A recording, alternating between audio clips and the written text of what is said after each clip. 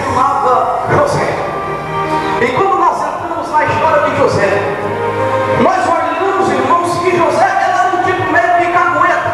Vamos dizer que cagueta, que se ele visse os seus irmãos fazendo errado, seu pai lhe mandava como um espião. E como espião, ele chegava para o seu pai e dizia: pai, os meus irmãos, eles começaram a fazer tudo ao contrário daquilo que o Senhor lhe mandou. Aí Jacó ia lá, puxa de orelha. Aí Jacó tem um sonho, melhor dizendo, José tem um sonho, perdão. E quando José tem esse sonho, seu pai nos manda para trabalhar no trigo, no campo. E José ele adormece e tem um sonho. Quando ele tem um sonho, a Bíblia diz que ele sonhou com os molhos dos seus irmãos se prostrando perante o olho dele, perante ele. Aí começam as interpretações: será que não vai governar sobre nós? Isso eu não acredito, porque a honra tem que ser dada para o mais velho. Tu é uma criança de 17 anos, José. O que é que tu quer com isso, José? O que é? Eu quero dizer para você que aqueles que diz que você não vai conseguir, os obstáculos não vão te impedir, as tribulações não vão te impedir, porque Deus está contigo para te dar vitória.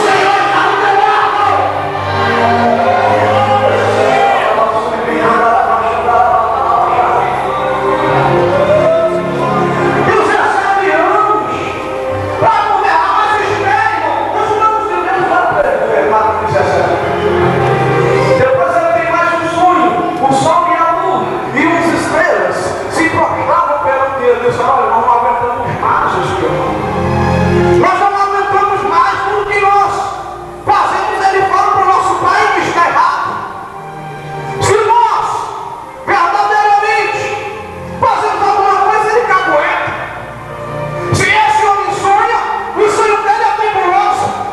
está do teu lado. Aqueles que têm te julgado, aqueles que têm te humilhado, eles vão perder.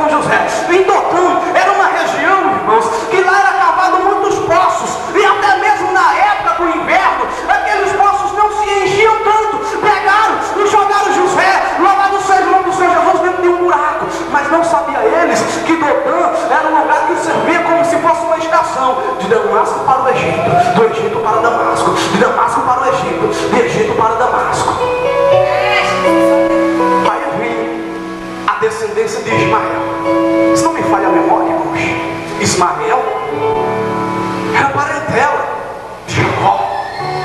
Por que parentela? Era como se fosse um tio de Jacó. Deus entrega o crente na mão de seus familiares. Mas que mistério é esse, Jeová?